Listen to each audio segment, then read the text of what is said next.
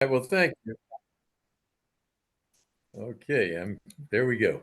Thank you, Mohammed. I am so pleased to see so many people here tonight. It's a very important subject, but I hope this won't be the only time you tune in. We meet once a month, the first Monday of each month, and we have an assortment of topics that we cover. And we've had some great speakers, and I think that you would get a lot out of this. So please come back to our meetings. You would add so much to it, and I am so pleased. I understand. How many countries do we have tonight, Mohammed? Um, I don't know. Ru- Uh, I'm not aware of anyone from overseas joining us. Okay, Mohammed thought earlier that we had some people from Israel on. Oh, I see Edwin raising his hand. Edwin from San Juan, Puerto Rico, but used to was the producer of the Human Rights Show in Houston with Amnesty Houston a decade and a half ago. Oh, Nice. wow, Wow. welcome. Well, I am so pleased to see people, so many people interested in this, and it just shows the level of concern that we have, about what is going on in other places besides the United States. But we also care about things here in the United States, and we try to address those problems as well. So, without any further ado, I'm turn it back to Mohammed. Okay, hey, thanks, Bob. Um, just a couple rules for our meeting, since we have a fairly large group. What we would like you all to do is uh, mute yourself when our speakers, Hena and Khaled, are speaking. And after their presentation, which is approximately 20, 25, 30 minutes or so, then we'll open the floor for Q&A. So we would like you to put in your questions or comments in chat, and Wally, he's here someplace. Wally has agreed to monitor the chat and read your questions or read your comments and let the panelists answer them. So keep them short. And we normally we end our meeting at 7:30, but because of the topic and because of the number of people, we will continue it at even until like 7:45 or so, if that's okay with you. So tonight's topic, the title of the topic is um, Act to Stop Genocide in Palestine. The two panelists, the first one is Khaled Al Saadi. He is the Justice for All Palestine Team Lead. Khaled is a Palestinian American from Jenin, residing in Chicago. He has been advocating against genocide of Rohingya, Uyghur, and Indian Muslims as a core member of the Justice for All and leads advocacy efforts in Palestine. The other panelist is Hena Zuberi. Hena Zuberi is the director director of advocacy for Justice for All. Hena is the she's a human rights. It's a human rights organization which works on genocide prevention. She is a mom of four. She is the lead anchor on Muslim news on the Muslim Network TV. So please uh, join me in welcoming both Hena and Khaled to this Amnesty International monthly meeting tonight. So go ahead, Hena and Khaled. Well, peace be upon all of you. And Assalamu alaikum wa rahmatullahi wa barakatuh. Shalom to those people who speak Hebrew, and hola to those people who speak Spanish. In all the languages, I would like just to welcome you with peace.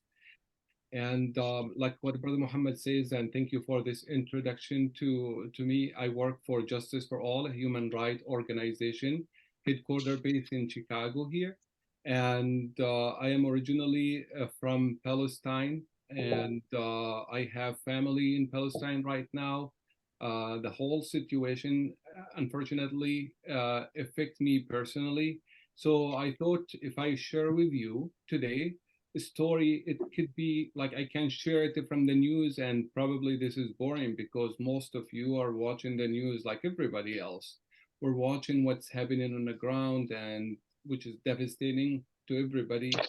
But to listen to someone who is personally affected with this war against civilians, against a human being, this is probably will be more effective to people like you. Spared the time tonight to join this group to learn about something, touch a human being in the core of our humanity. What's happening in Gaza, in Palestine, in general, like in general, we were talking about it. It is something not new. What we are saying right now is the escalating part of what's been going since 1917, even before. I remember myself, listening to stories from my both parents when they were living in a small town of the suburbs of Jenin. And for those people who doesn't know Jenin, it's a small city in the north of Palestine. And both of my parents were born in 1934. May God rest their souls in peace. They're both uh, passed away a long time ago. But when they were sharing these stories with us, they were sharing it with us because we weren't allowed to go and see Palestine in that time. We grew up in Jordan. Uh, in their early age of their life, they were living in the small suburbs of Jenin, and the whole war started in 1948.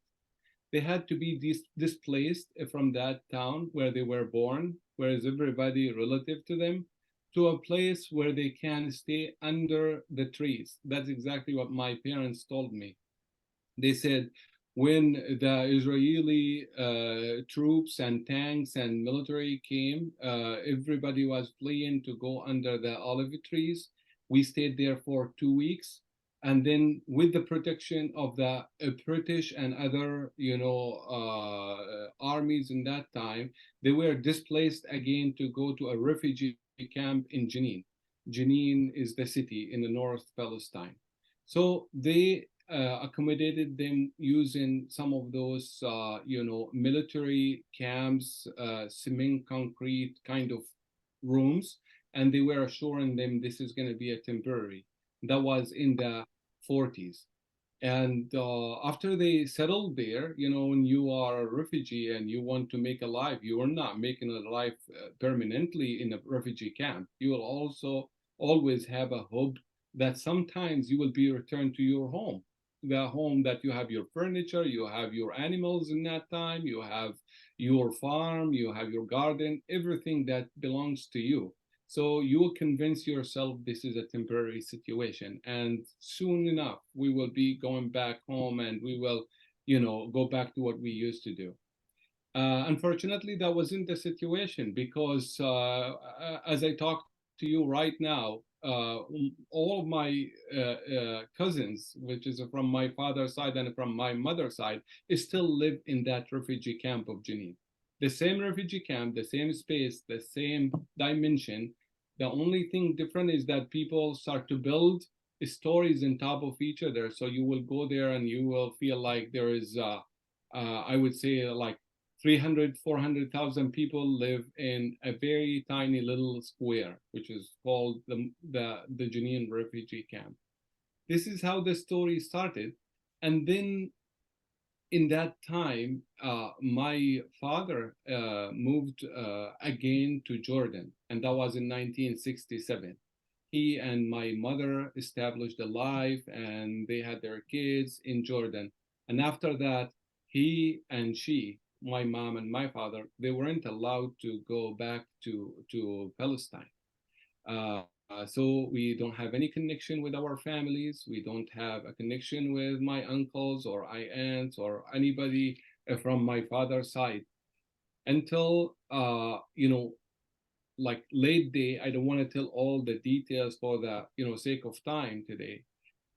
But what I would say is like, we midlife in Jordan, we disconnect from Palestine because of what's going on the ground, which is the occupation. And it was impossible to connect with people that we love and the family in there. Even, we used, we couldn't even make phone calls to talk to the people in that time. People relied on radio shows. We had radio show, connect people from the West Bank to the east of the bank, which is Jordan. So if you have a message, if you have information, if you have a news, if you want to deliver some piece of news to your family in that time, you contact the radio station and you tell them that I want to put this short message that I had a baby and he's a boy and his name is Khaled, for example, and this message is going to my daughter, which she lives in Nablus or in Jenin or any part of Palestine.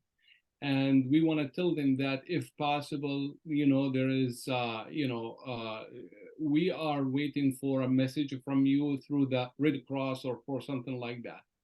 That was the situation. Literally, this is what I grew up seeing. And this is the only things that people rely on. I have my two sisters. They were married in Jenin, both of them. We don't have any contact with them to the degree that my mother died in 1987, and we had to inform them through the Red Cross. We contacted the Red Cross. We told them that, our mother died, and we have our siblings live in Jenin, and we just want them to know that today is the funeral. And they informed them, and they informed us back with the letter. They're saying like their condolences, and we couldn't do anything to at least, to be together in the funeral. That is the devastating situation of the Palestinian. It started in 1917 when the British, promised the Jewish Israeli a homeland in Palestine. This is how it started.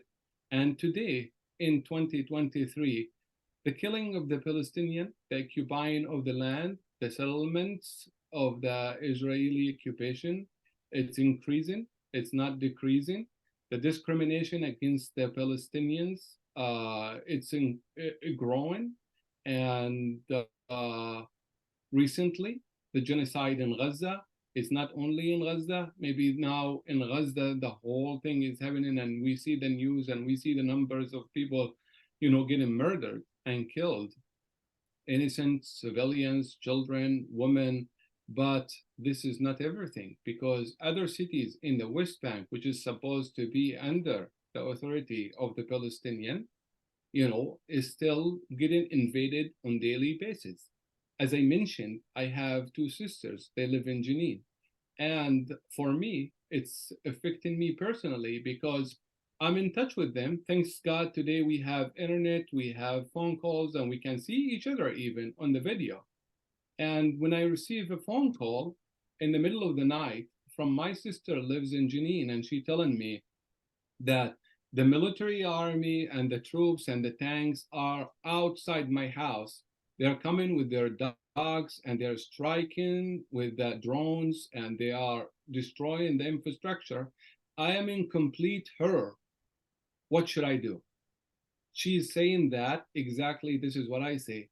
And for me, I am her brother. I'm supposed to protect her. I'm supposed to defend her. I say, just to pray. This is what we have. We have nothing to help them. We just trying to advocate a story. We are trying to advocate for a human rights. We're not advocating for Palestinian only. This is because of our job. We are advocating for all those who doesn't have, their voice heard. We are trying to be the voice for the voiceless people. But I just mentioned my personal story because I happened that I'm from Palestine and it's affecting me personally, as I said. And I'm just giving you an example. When any of you here, talk to their family to check on them, if they, hear such a news from them, telling you that, they are in horror, they are in dangers, They don't have food. People destroy the infrastructure in their neighborhood. They don't have access to water. They don't have electricity. They have to hide their olive oil because soldiers, they go to the houses and shoot those olive oil gallons and cans for no reason, just to tease them because they know Palestinians are, attached to their olives. This is what I will say.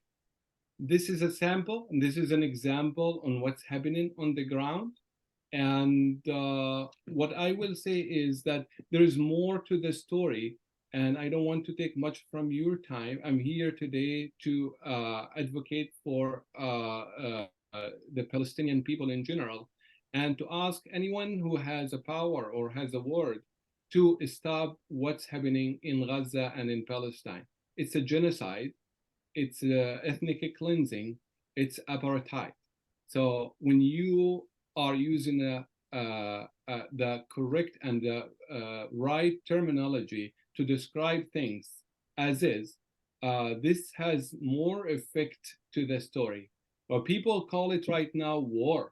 If it's war, it should be between, two armies, two states. But Palestinians, they don't have their own state. They've been calling for it for a long time, and they don't have a state. So it's not a war. And if they call it a conflict, it's not a conflict. It's occupier with heavy weapon and army, which they call it the first army in the Middle East when it comes to power, supported by the greatest countries of the world with their weapons, money, and logistic and everything against civilians and a human being. One of those things is like if this is what's happening right now in Gaza specifically, in Gaza, over 10,000 people got killed so far, and we're saying that maybe the number changed right now while we're talking, because in every minute there is 4 people lose their lives. In every second they attack ambulance, they attack hospital, they attack a school belongs to the UN, or they attack civilian in general. So our numbers is not it's like we're not fixed number. In any second it can increase by 300, 400. So 10,000 people, over 10,000 people were killed in less than a month, and those are most of them children and women, civilian like you and me. They're having dreams, they're having life, they're having family, they want to live like everybody else. Their only fault that they were born on that land, and their only fault is that they just want to live. That's what I would say it. And in the genocide, where it's like full of hate, I would call it, full of hate, where people, they go on the TV, on the national TVs, on the international TVs, big figures in the Israeli government, and they're asking, to kill children, women, and men. They quoted from the Torah or from the Bible to call it a religious war, and encourage the soldiers to carpet bomb Gaza and to throw those weapons on them without any distinguish. Don't distinguish between anybody. And this is a hate crime, this is a genocide, and this is ethnic cleansing. I will end here, and I will let my colleague Hena Zuberi take it from here and go through more of our presentation and give some statistics and numbers. And I'll be ready after we finish for questions. Thank you. Thank you, Khaled. Jazakallah khair. Thank you so much, and may God reward you for standing so firm and when you're hurting so much. Thank you all for having us here. I just want to reiterate that Justice for All is an anti-genocide prevention organization. We've been working on genocide prevention since the Bosnia genocide. We work under the Burma Task Force. We worked on the Rohingya genocide, the Uyghur genocide, Central African Republic, and Kosovo. So what I'm going to share with you and talk to you about is in regards, like with that background. So we, since many of you are very familiar with the situation, but there might be some people that Mohammed had said that there might be some people who are not very familiar with the situation. So I'm going to just quickly go over some background. When Israel's establishment in 1948 involved the ethnic cleansing of more than 750,000 Palestinians from their historic lands. In June 1967, what following a long-planned lightning first strike, Israel occupied East Jerusalem, the West Bank, and Gaza, and together these are called the occupied Palestinian territories, as well as the Syrian Golan Heights. Since then, Israel has consistently rejected peace initiatives while using the prospect of a negotiated solution as a cover for its expansion of settlements and ongoing theft of land in Palestine. Since 1967, there have been over 45 UN Security Council resolutions adopted pertaining to the question of Palestine, which Israel has ignored and not implemented. An additional 44 proposed resolutions have been vetoed since 1954, and unfortunately, mostly by the United States. So on October 16th, 2023, this year, the United States, the United Kingdom, France, and Japan voted against a Security Council resolution proposed by Russia that would have called for a humanitarian ceasefire in Gaza. On the 18th of October, the United States vetoed a new United Nations Security Council resolution proposed by Brazil that would have called for humanitarian pauses to allow for the delivery of aid and the voluntary safe passage of civilians. At the same time, Israel and its allies have persistently obstructed Palestinians' attempts for the past 70 years to non-violently resist the occupation, to achieve a two-state solution and or to obtain accountability. They have blocked Palestine's bid for statehood at the United Nations, condemned all peaceful civil society movements attempting to put pressure on Israel to end the occupation, including the boycott, divestment, and sanctions movement. They've obstructed national investigations and accountability mechanisms, including before the International Criminal Court and the International Court of Justice. The number of Palestinians killed by Israeli hands has continually increased since 1948. Just between 2000 and 2023 alone, before October 7th. This is not counting what has transpired in Gaza after October 7th. Israeli forces killed over 10,000 Palestinians, including 2,200 children and 656 women. Israel has engaged in the mass incarceration of over 800,000 Palestinians and has detained over 100,000 Palestinians during the first Intifada, then 70,000 during the second Intifada, and over 6,000 during the Unity Intifada that occurred in 2021. In 2022, approximately 7,000 Palestinians, including over 800 children, were arrested. As of June 2023, almost 5,000 Palestinians, including 155 children, were detained by Israel, 1,000 of them without charge or trial. When in 1967, Israel's settlement policy, it began its policy immediately after that. By 2004, there were approximately 400,000 Jewish Israeli settlers in East Jerusalem and Area C of the West Bank. The number of Jewish Israeli settlements has significantly increased since then.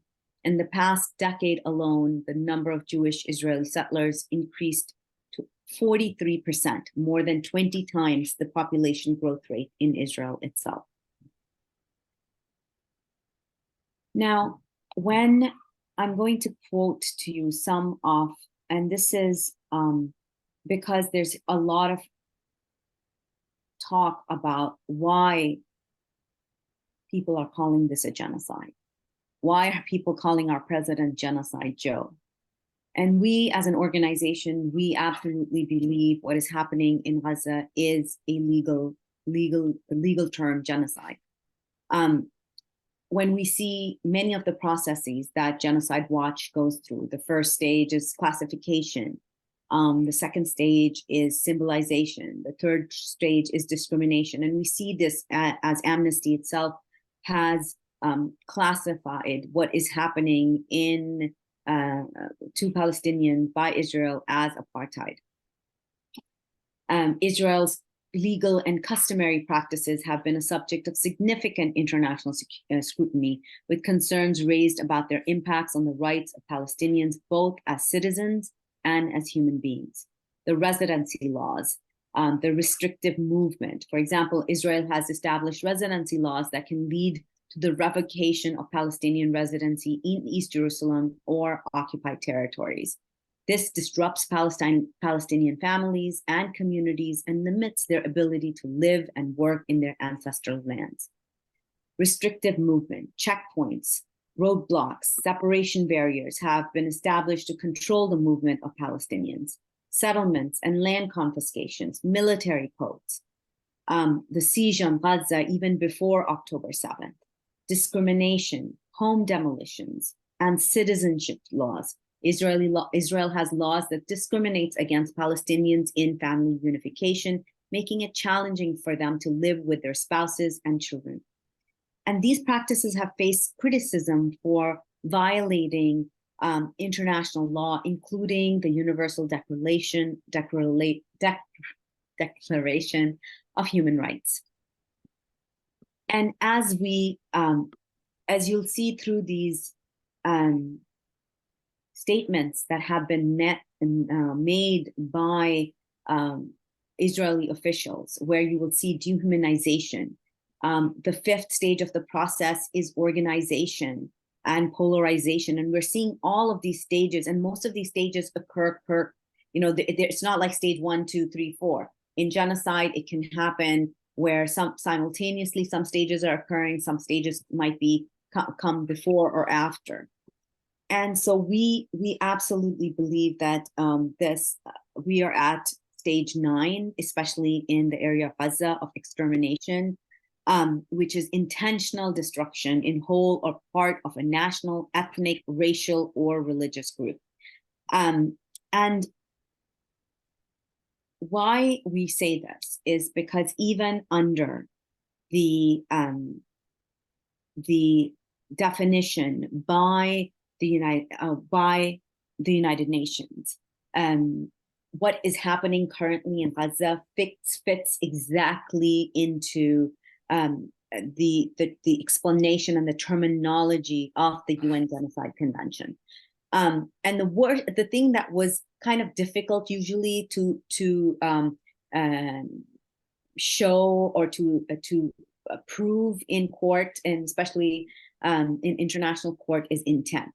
But as you will see, the statements that have come out from Israeli leadership, they say, the Israeli army spokesperson says on October 10th, we're dropping hundreds of tons of bombs on Gaza. The focus is on destruction, not accuracy. Netanyahu says we will turn Gaza into an island of ruins. Israeli politician of the Likud party says now there's only one goal, Nakba, expulsion of the Palestinians, a Nakba in Gaza that will dwarf the Nakba of 1948. They go on, they're called animal humans, and they'll be treated accordingly. You wanted hell and you'll get hell, says the Major General of the Israeli army.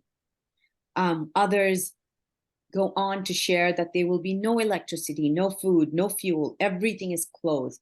We are fighting animal people and we are acting accordingly. Wiped out their families, their mothers, their children. Those animals must not be allowed to live any longer.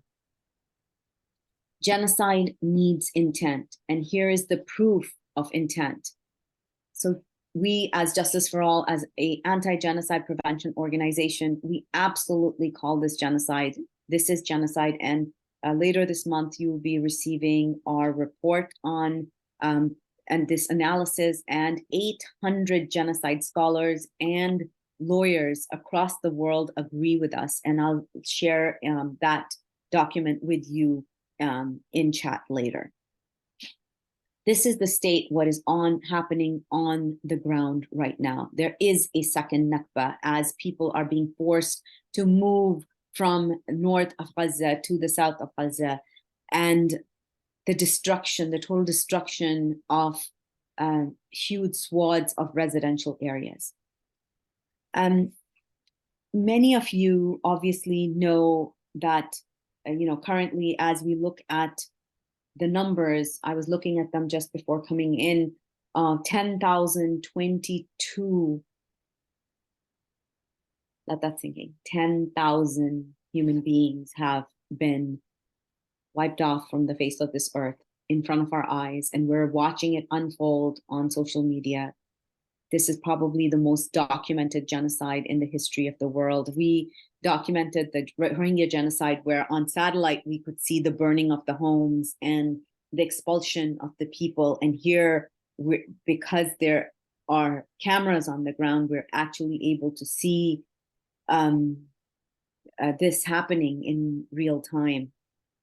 And so at this point, I would like to move on to talk about what can we do as American citizens with our tax, that we believe that our tax dollars are being used because so many of those weapons, that the bombs that you're seeing dropped on Gaza are coming from, they're manufactured in the United States, they're shipped out there, and they're sent, our House just voted to send $14 billion additional in military funding to Israel. So we have an extra duty to act.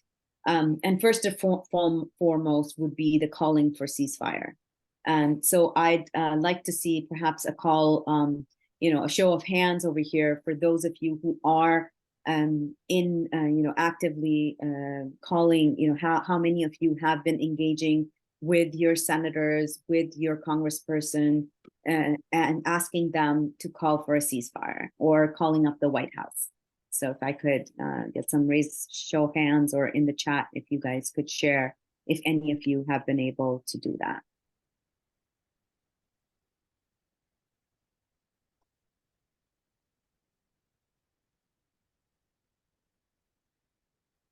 I can't see your faces, so you might have to use. Okay, so Dina saying yes, she has. She's been calling.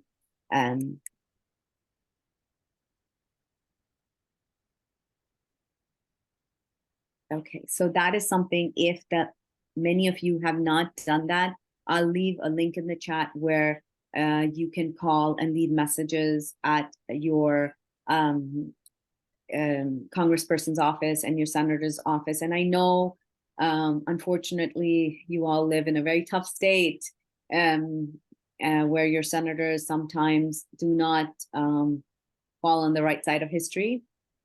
And some others have also said that they have called their reps and the White House. And that's really great. And we're hearing from across, I'm here in DC, and many staffers tell us that they are absolutely livid at their bosses. They have been getting so many calls by the thousands, where 95% of the people calling in have been calling for a ceasefire.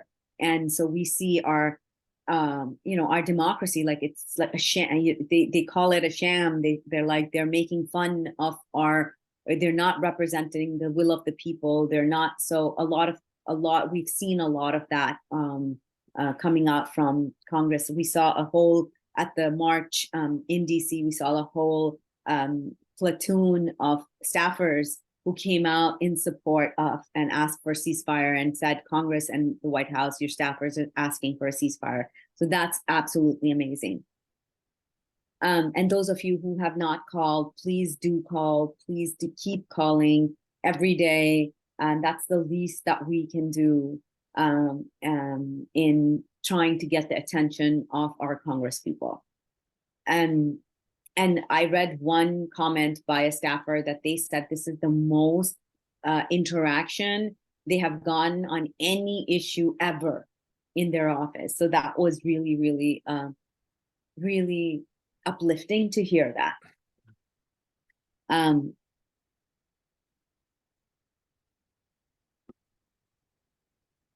So the next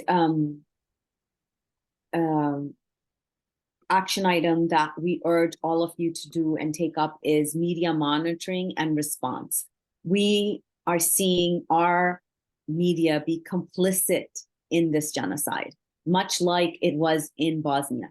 And why do I say this? When the story of the 40 beheaded babies and the gang rapes were spread and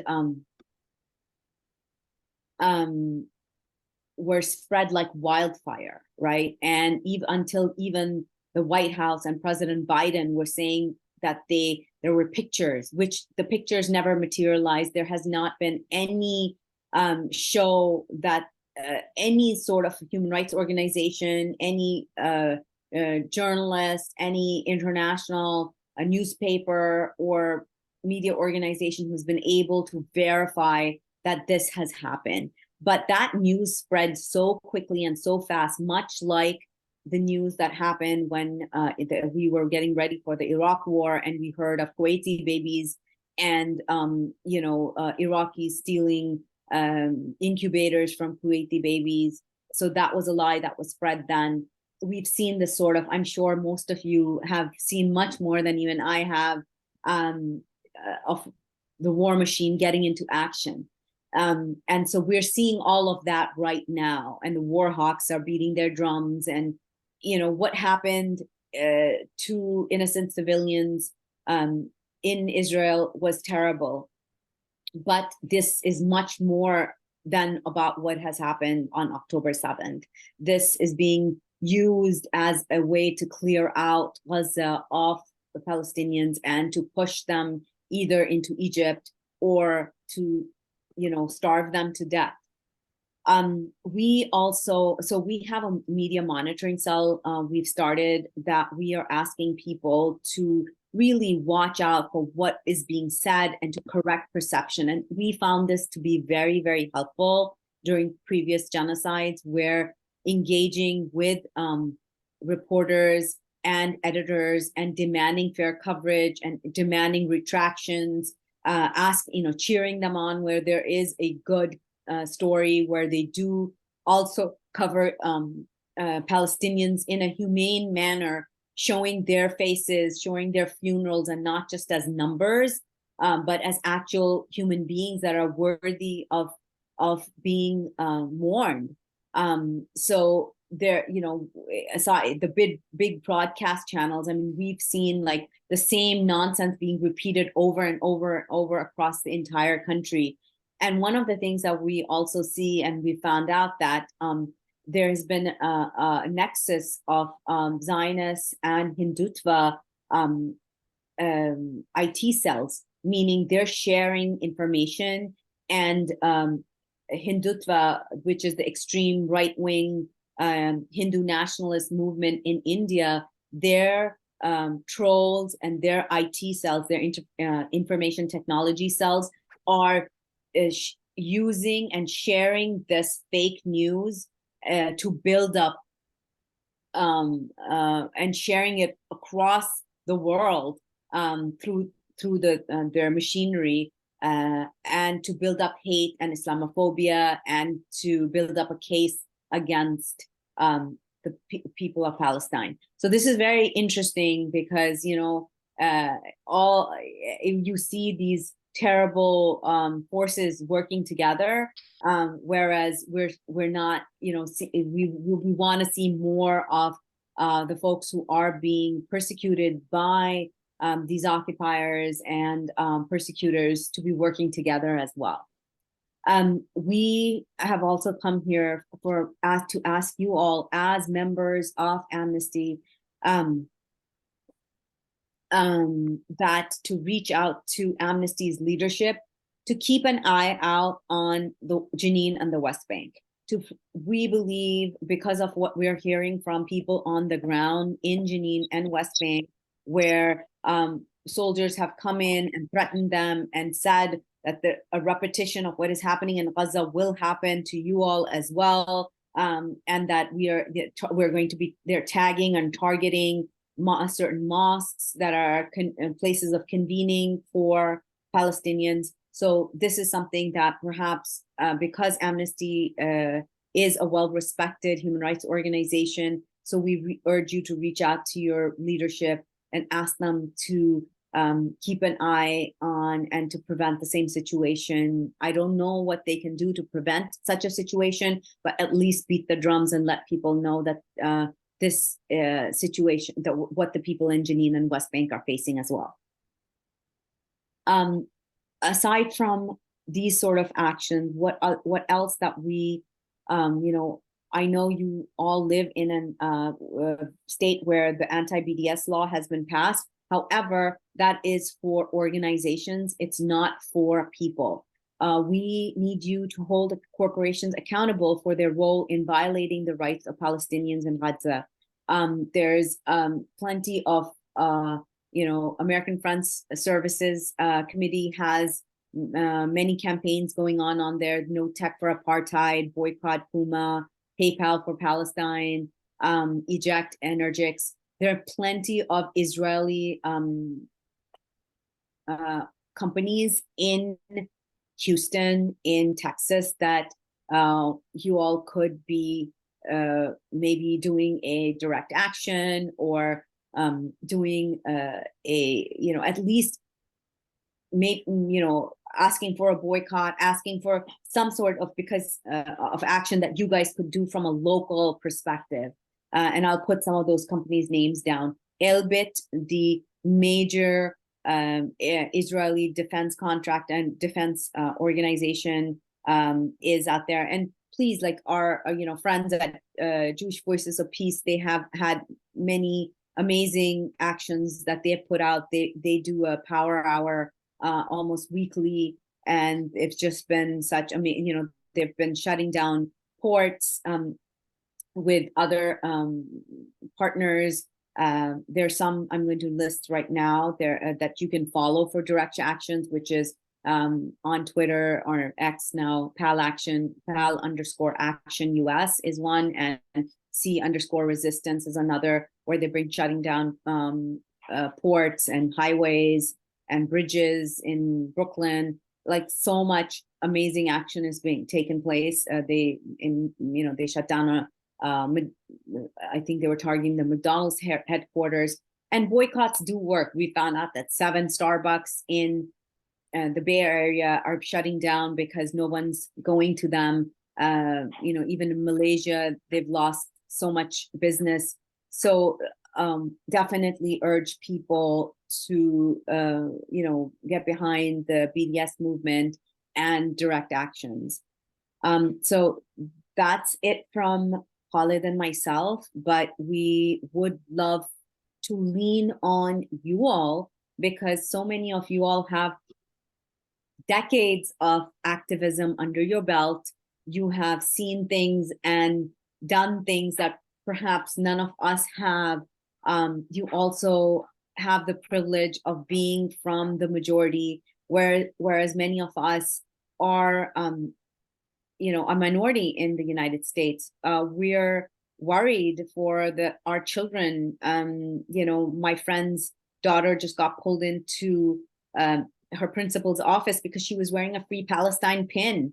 And so there's a whole, there's so much that our communities are dealing with, that we really need you know, the rest of the United States to come in behind us and just really you know, take some of this load off our shoulders, because we've been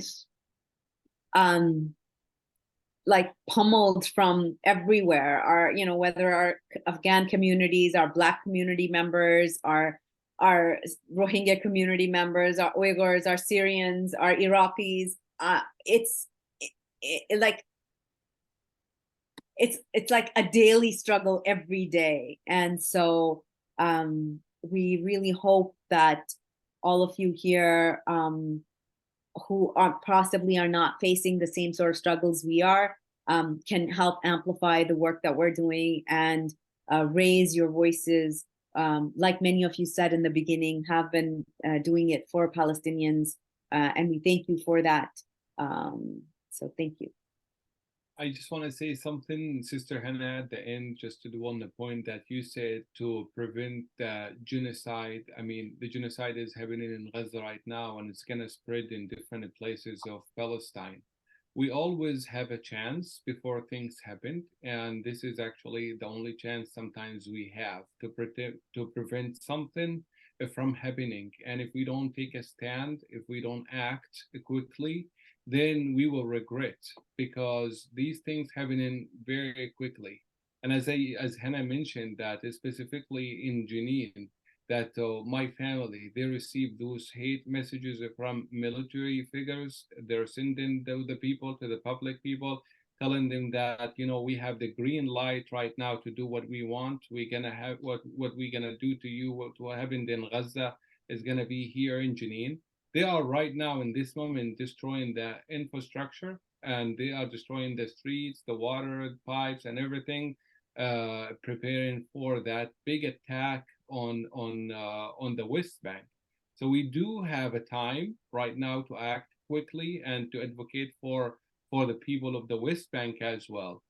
And second thing, I want to say that, you know, sometimes, you know, we get sad because we see the formal public opinion of our countries in the US here, our country, like what Hena said, with our tax money, what we are paying to invest in education and healthcare, in recovering from inflation. We have tons of problems here in the US that we can benefit out of our tax money, you know, if we put it in the right place. We're sending this money, you know, to kill civilians.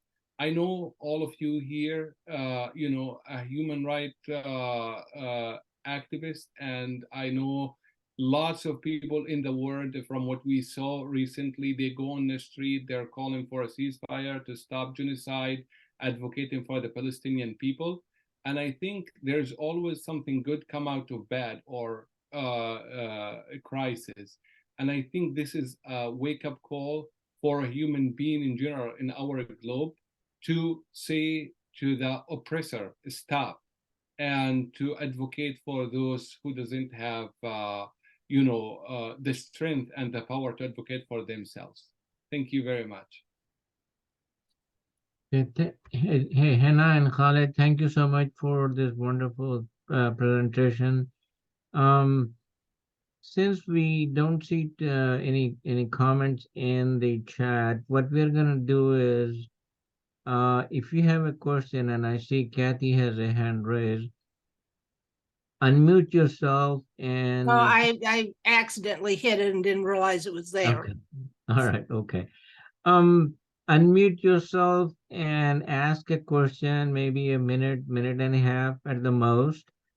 Keep it brief, keep it clear, so Hena and Khaled can answer your question, and we'll just use that format. Okay, so and if you want to raise your hand, I can go do it, you know, one by one. So don't you all rush it. Mohammed, there is actually one question in the chat from Jeanette. Okay. Do you want, Jeanette, do you want to unmute and ask your question and mute yourself? Okay. I see it. All right. Can you hear me? Yes. Okay. Well, I know that Hamas has been in power for 16 or 17 years.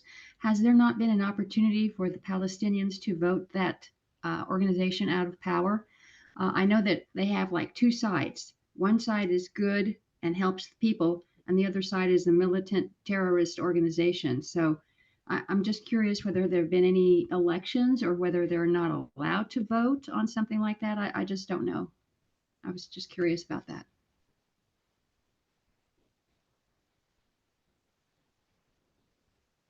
So Khaled or Hena, you want to answer? Khaled, would you like to take that answer? Sure. I'm not speaking on behalf of Hamas because I'm not part of Hamas. I don't know anything about Hamas. What I speak about the civilian people of Palestine. I don't live in Palestine even. I have family there. Some of them, they don't have the power to decide what they want and what they don't want. But what I would say is, even if you look at Gaza as an environment, it is not like the environment you are, thinking or imagine of.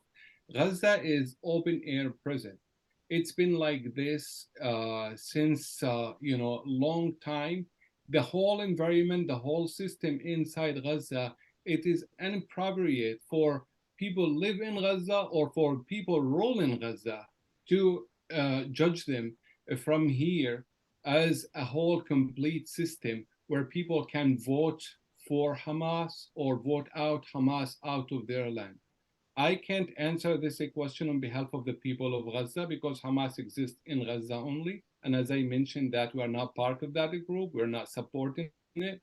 What we are trying to do is advocating for the Palestinian people in general, for the civilian people around the world, for those as a human being. So I think this is my answer to your question.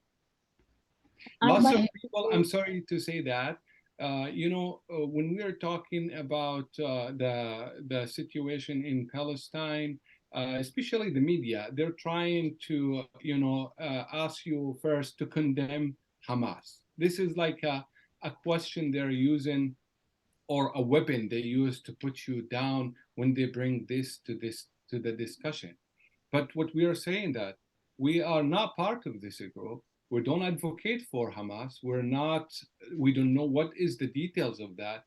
Our job is to advocate for the civilian and the innocent people getting killed in overall Palestine. Like when I start my conversation today and speech, I said the problem not only in Gaza, the problem has been going for decades in the whole country, on whole state of Palestine.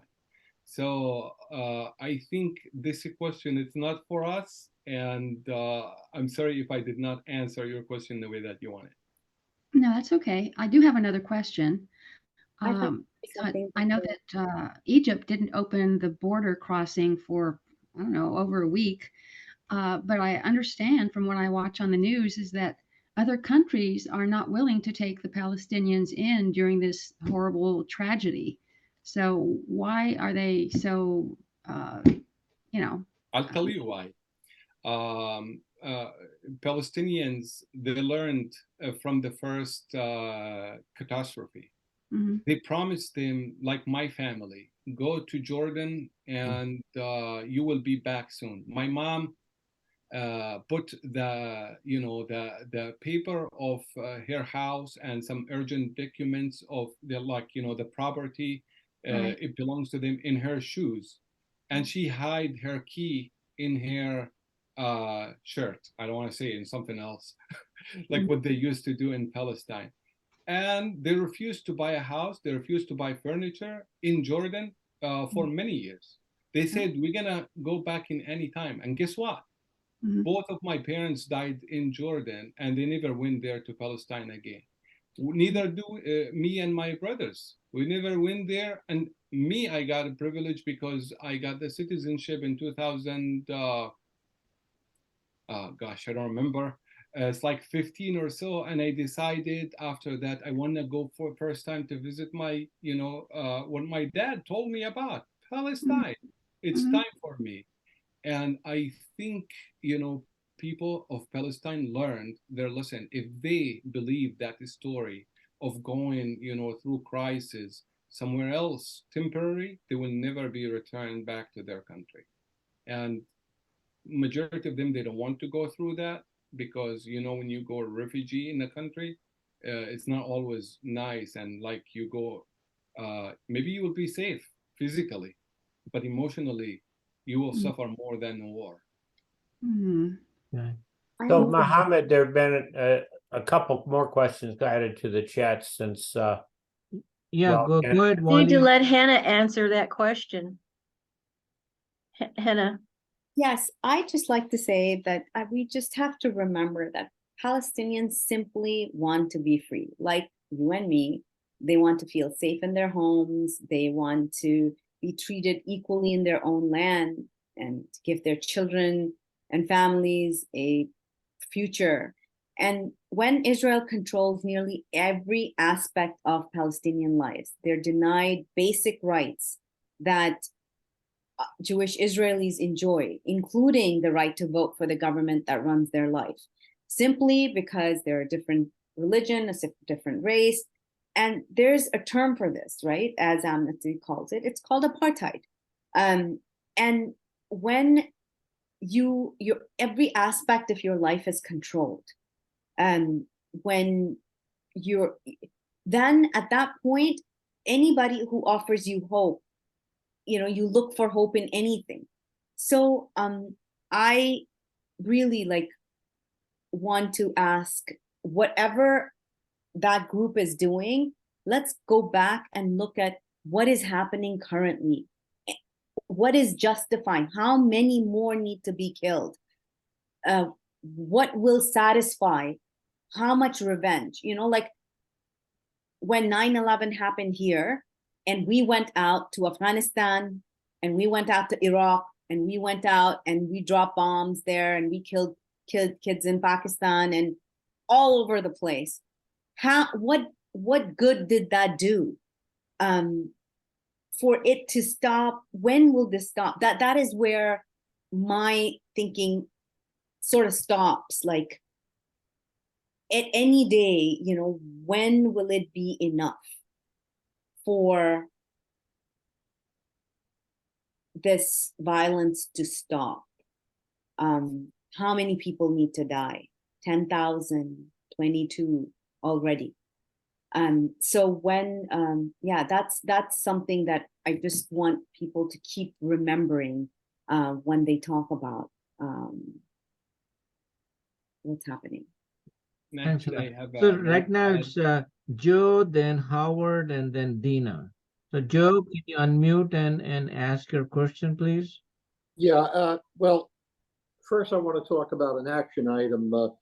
We have the radio station KPFT here, which is a listener provided radio station, and there's a wonderful program there, Arab Voices, that's led by Saeed. You should check it out and listen to it. But one of the things I found very moving at the London protest was the reading of the babies, the children who were killed. And I think that's something that people might go and listen to for a while. And we could possibly get that done at the radio station, where there's 5,000 or more, I'm sure, dead now. And that reading could take place, and it would be a place where people would focus on the issue.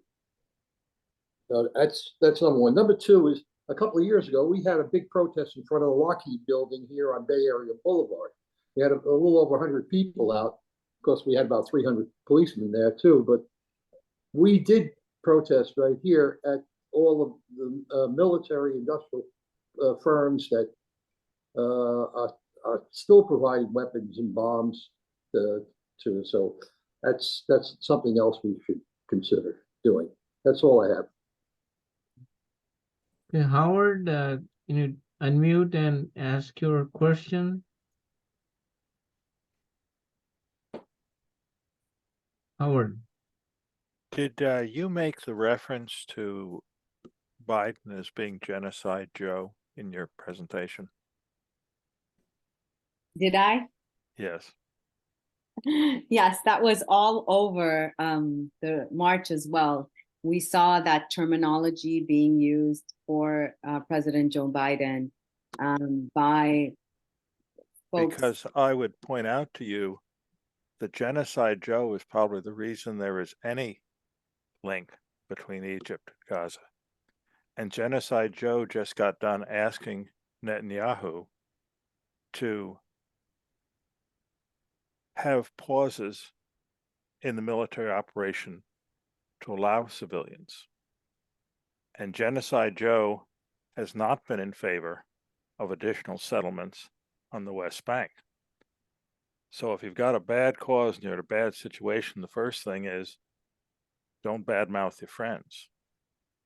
My suggestion to you is when you're looking at your history, you might remember that the State Department recommended against the formation of the State of Israel in 1948. You might remember that when the Suez Crisis came in '54, it was a US president who stopped the Israeli and the French and the British governments from taking over the canal. You might remember that in '67, when the Arabs were attacked, the intelligence ship, the good ship Liberty, was attacked by Israeli planes, and the people who got out of that ship were strafed in the water. You might remember that in Bosnia, it was the US that finally intervened to stop the killing. So what I'm trying to tell you is the only people I think who are really going to get you justice are going to be the American government, and they're going to have to grab the Israeli government by the short hairs and lead them to do something. But it's going to be a really tough thing. And So we've been through this. If you want to talk about killing in Hamas, you might ask the women of Afghanistan, are they happier now that we've left than if we'd stayed? Okay. You're looking at this from the point of somebody who's been oppressed, and you make a very, very elegant case and a very bright evidence. And I'm not criticizing that case, but I'm just suggesting these things to, if you want to really get a solution to this problem, don't badmouth your friends, don't badmouth those who are trying to help you, okay? And make some suggestions that actually might allow us to get control of the people that I'm part of NASA, and everybody in NASA likes to talk about the lunar program and Apollo. Nobody in NASA likes to talk about the fact the Saturn rocket was built partly by the German Nazi engineers from Peenemünde, okay? This country can help you, okay?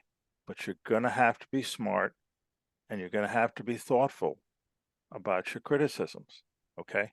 And it's real easy for me to say this, okay, because I haven't suffered. But I'm just telling you, if you want something to work out in the long run, you got to be smarter about this. Thank you, Howard. all. Time is up Thank for you. questions. Go ahead, Hannah. I do have Let's do a little bit of Yeah, that. yeah. So I work very directly with the State Department on many issues. And this, what I said, is directly coming out from, there's a mutiny happening at the State Department right now. State Department policymakers, veteran diplomats are telling our president that he is making the wrong choices these days. They're organizing a dissent cable on White House's policy on Israel when it comes to Gaza. And that is why, and even what you've heard about the humanitarian pauses, that has been the work of advocates, much like myself, who have been on the National Security Council's case for the past 30 days, asking for these humanitarian pauses. They didn't come out just because President Biden has he's been very, very direct about what he believes should happen in the Middle East. But these are not my words. There is a dissent cable being organized in the State Department accusing President Biden of being complicit in genocide towards the people of Gaza. So, and this is important. This dissent cable is the latest signs on how it's causing anxiety throughout the US government, and includes the State Department, where our Secretary of State is a key player in carrying out President Biden's strategy to publicly support Israel as it responds to October 7th.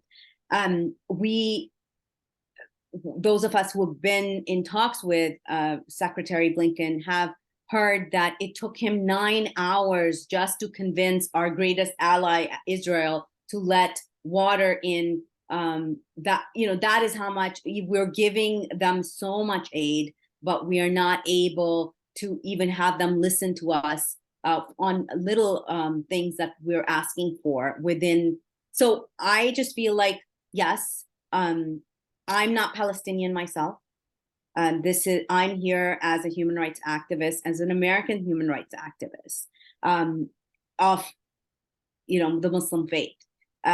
So I just wanted to share with you what is going on in DC as well. That there is, there has been the polls, if you look at President Biden's numbers, they're worse than Hillary Clinton's right now. And there's a reason for it. So it's not just me, but many Americans are absolutely against what is happening and our unconditional aid to Israel right now. I'll stop there. The next one is are you Dina. likely to get what you want if in the next election it's a Biden-Trump matchup? And Dina is the next speaker. I'm sorry, Howard. said. Been keeping Sorry. time. Enough said. Want to make sure there's time for everyone. Yeah. My apologies. The next question is from Dina. Hello. So I just wanted to say, regarding the Biden administration and everything, we're not saying that America in general is not going to work together. A lot of Americans, we've been to the city council, we've been speaking in different places, and Americans are starting to realize and view the news as, okay, there's something flawed, something's going on, we need to research. And so people are starting to see that, yes, there is a genocide in Gaza. And I just, the reason we use, we say that Biden is causing the genocide is because years ago, Biden had said, if we didn't have an Israel state, we would create one. And so that's why, we keep going back to that. But I don't want to take from that point. I want to go into there is a documentary in Netflix, and it's called Born in Gaza. And I think it's a really good way to just get yourself informed of the situation. So this has been going on for a long time. It has been going on for 75 years, and almost every 10 years, they have something called, if you research it, just put in Israel mowing the grass, something called mowing the grass. And this is something that they do every 10 years, and it's mowing the grass, which is pretty much killing off Palestinian people. So really, it has been going on for a long time, but the reason it hasn't been shown is because we didn't have social media. And so it is a blessing now that we can start seeing the truth and hopefully get people active and get people ready. And then it kind of makes you kind of understand the Hamas situation, because there has been so much that the Palestinian people have been going through. They don't, like, for us, going to visit our friends 2 hours away, or going to visit family, we could do that. But for Palestinians, they can't do that. They're stuck in where, if they're in Gaza, they can't go out and visit their family in West Bank. It is really a crisis where they're not having their human rights. They're being bombed constantly for years. If they have a farm, just wanted to bring that into light. Thank you, Dalia. Who's next? There's a lot of, hey, Ruth, go ahead. Thank you. I'm glad Dina brought up social media because that's what I've been thinking a lot about. Because I've been getting a lot of information myself on Instagram, but every post I have to say, you know, is that authentic? Is it accurate? Can I share it? Can I feel comfortable sharing it? Because as we all know, a lot of misinformation gets passed around on social media. So do you have suggestions for how to respond effectively and appropriately on social media, if we even should try when we see negative information being shared?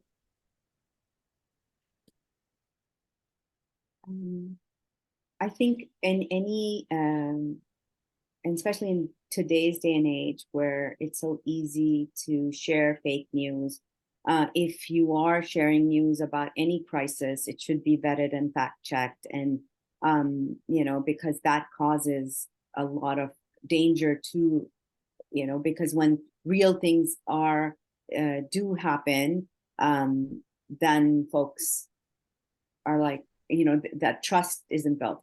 But if you're asking about if things are being shared on social media that are not fact checked, that are not correct, if you think that's a good use of your time, definitely. I think there's a lot of especially our young people are on social media. That's where they're getting their information from. That's where they're learning about human rights. They're learning about what's happening in the world around them. And all of you, with your experiences, you can teach them something, you know. So I really, you know, at that point, yes, definitely, if you do see something that is, I don't believe in the wasting time going back and forth, because many of the times there's so many trolls online, and if it's really not a good use of anybody's time to be engaging with them. But if you do see something that is blatantly, egregiously wrong, then, you know, do go out and, you know, correct them.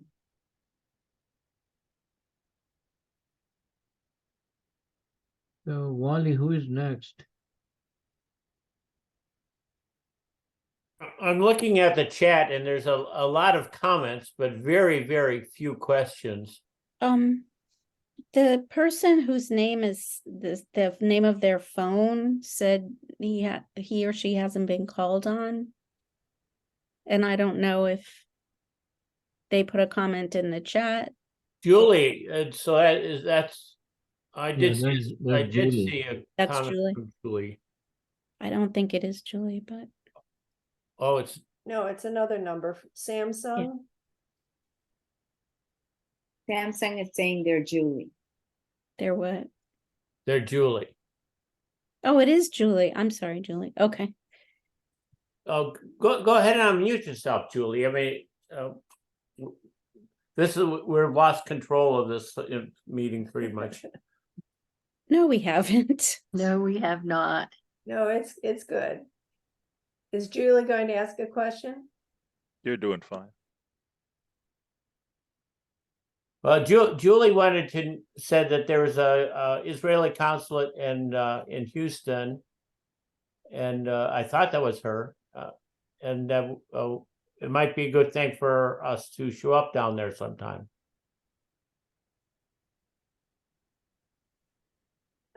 Do either of you know about any movement in Israel? Because I do know that there are people who are Israeli who are teachers of Palestinian children, and what is there settlement building, do you think, in Israel? And things have just gotten run away with. And I guess another question is, how many people are living in Israel who are Palestinians? Khaled, would you like to answer that? I don't have the number of how many people in Israel living in Israel and they are Palestinians exactly. But would they refer to them? They refer to them actually.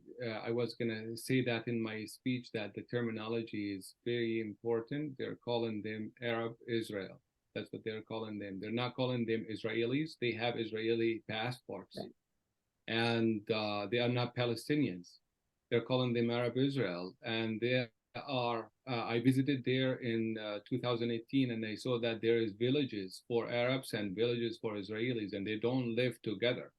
I am telling you that. And wherever you go, I traveled with my niece and her husband, and both of them, they have Israeli passport. We went to Jerusalem, and when I went to Jerusalem, at the checkpoint, they look at my passport, and I have a U.S. passport. They just let me go, and for them, they stop them, humiliate them, let them come with their kids out of their car. They check their car corner by corner at the middle of the night. And this is how they treat the Palestinian live in Israel carrying a passport, Israeli passport. In their schools, I have also their kids, they went to the schools in those Israeli cities there. They've been telling me stories, that their teachers, Arabs, they're not Israelis. And if they go to any Israeli school to study, they have to do things against their will. And some of them, they comply with that, and they do it because they want to live. Some of them, they don't, and that's how the segregation started. Even they live together, even they refused to leave, and they got granted, a status, which is a citizenship, but it's still not even a second degree citizens. They are lower than second degree. They cannot vote. They vote, and they have, can't. they vote, and they have representative in the House. They have one or two. I don't know what's their numbers exactly, but if you sometimes watch, the meetings in the Knesset, and you see those Arab, representatives try to bring something to the, to their colleagues. If you, read the translation or know the language, and you hear how they get attacked and sometimes fired out of the room, kicked out of their room, whenever they mentioned any, like what we are discussing right now, like a human right case or issue about Palestine, they call them traitors. You're not deserved to be here. You're not deserved to carry the citizenship. This is the situation. Do you see, to me, it is, as you have made a case, it is obvious it's genocide, and it appears historically to be that case also. Do you see in the future, what do you see for the future? I can't answer that. I don't know if everybody would like my answer, but what I would say is people call for two-state solution. That does not seem a promise to me, because if Hena, I don't know if you still remember one of our slides from the presentation. It's the map of Palestine. In 1948, Palestinians were like the majority, and they have lands and they have more numbers. And in this short period of time, now they don't have a lot of land, they don't have that number, and the restriction on their movement in and out of Palestine, it's huge. And there is the right of return to the more than 5 million Palestinian, my family among those people, prohibited and got restricted. On the other hand, settlement are increasing. Settlers, they get offers. You see it here, you see it in Europe, you see it in everywhere, that come and live in Israel, and you will have this and that. So they are moving them to Palestine, to occupied Palestine, and trying to out the number of Palestinians. So if we've been asking for a solution and for a two-state solution for the last 50 years, I would say, and there is something underground, the plans happening where, you know, you increase the population of the Israelis, decrease the population of Palestinians through what you are doing, building a new settlement. I think by the time we reach agreement, and if this happened in our lifetime, I doubt it, if this happened, that Palestinian will be like living in neighborhoods, small little neighborhoods, I will call it ghettos, you know, in Palestine.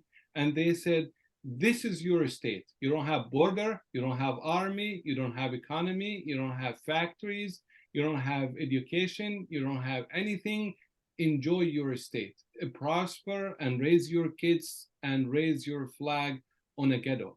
Call it the Palestinian state. That's why I'm not a big advocate for the two-state solution. What I feel like, I don't know if we can just like, you know, go back to what people agreed on in 1967, try to work together to create a state of Palestine where there is a prosperity, there is opportunities for a new generation to grow, for a new dream to come true for the people of for the Palestinian people. And this needs a compromisation from both sides. And if Israel is stubborn and they are announcing that we got to promise a land without people for a people without land, that is a clear statement that they don't want the Palestinians. And if it's happened since 1967, that, you know, they are putting the negotiation process on a wheel, like just to keep gaining time and doing what they want to do, and that is not a promising for any kind of a true and solution in the future. Okay. Dahlia has her hand up. Dahlia, can you unmute and ask your question? And Yes, then we'll how go are to you guys? Lena, and that will be the last question because it's almost 8 o'clock here. Louisa had her hand up also. Okay, all right. We'll make it quick. I'll All make right. it very quick. Thank you guys for setting this up. I think this is really important for everyone to hear. Mr. Howard, I wanted to respond back to you, and I think Biden already lost the Muslim vote. I think it's going to be very hard for him to gain that back. He did not, with any faith or effort, try to stop this genocide, including vetoing the UN call for a ceasefire, which was very sad. In regards to a two-state solution, I think it means that Israel has to abide by whatever comes down regarding what that looks like. And in the past, we've known that they haven't. And so I think that's going to be very important as well, is that if a two-state solution is reached again, because it has been reached in the past, that Israel finally abides by it. You know, there's a lot of things to talk about. There's a lot of things to say, but those are, I think, the two most important things to say, because I know we're short on time. Thank you, Dahlia. So who's next now? I think it's Louisa. And then I think we're going to have to stop there. Louisa, go ahead. I just wanted to say, can you hear me? Yes. Okay, I just wanted to say how tragic and heartbreaking this is, and it's so complex for all of us to understand, particularly those of us who have never been there or lived there. But if you've been watching the news feed while we've been talking, CNN is saying Netanyahu claims Israel will have, quote, overall security responsibility, unquote, for Gaza for an indefinite period after war ends.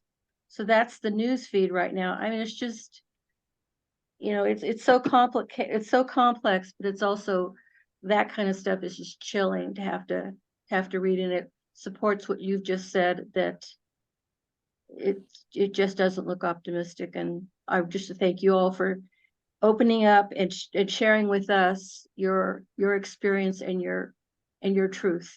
Thank you. Thanks, Louisa. Can we give Julie a chance to speak? She raised Yeah, her hand. Julie, you got 60 seconds. Julie, where are you?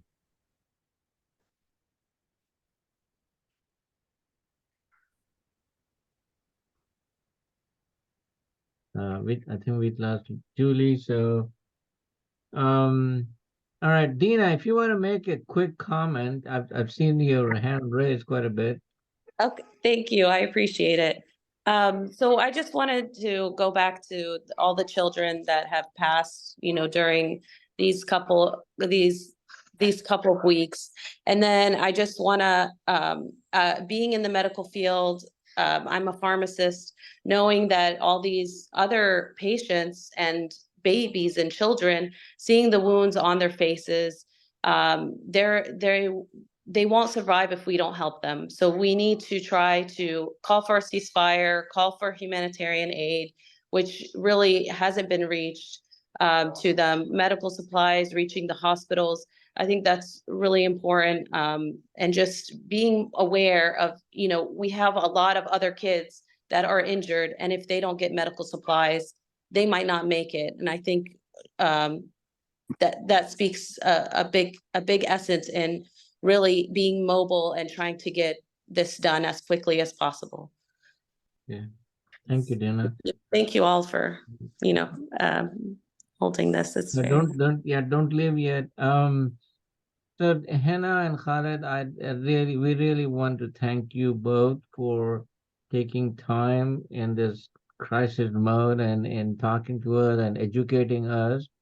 And I've made a list of all the action that you had in your presentation. I'm going to summarize it and share it with our membership.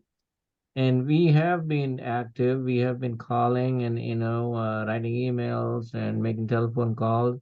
And one thing that we have not done, somebody suggested that we protest in front of the Israeli consulate. Maybe we'll plan to do that, inshallah.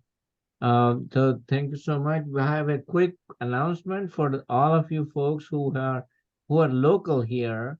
Our annual December meeting will be on the 9th of December, Saturday. It's a luncheon. And what we do is we normally have printed letters for you to sign and address and mail it to on different issues and action alerts that are identified by Amnesty USA. So we plan to have at least 10 sets of letters for you guys to sign.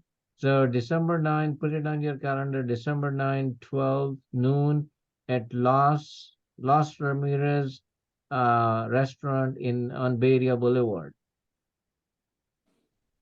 Okay. And we do have a speaker for the January meeting. It's Nabila Mansour. She's going to be talking about all the laws that have been passed in Austin and how they impact the human rights of the Asian Americans that are here in Texas. So and we always meet on the first Monday of each month, except in January, it's going to be on the 8th of January because the first Monday is first of the year. And Mohammed, we also might tell people to be sure to bring their return address labels. For When you come to the luncheon to sign the letters, bring your return address label so we can the club takes care of the postage. You just bring in the return address labels. Okay. Anything else, Bob or Louisa? Nope, I think that's it. All right. Thank you so much. And Hena and Khaled, thank you so much for your wonderful presentation. Okay, we learned a lot. Yes, thank you. For having us. Right. For having. Thank Thank you, you, for your everybody. patience. Bye-bye. Yeah, bye. Thank you, Howard.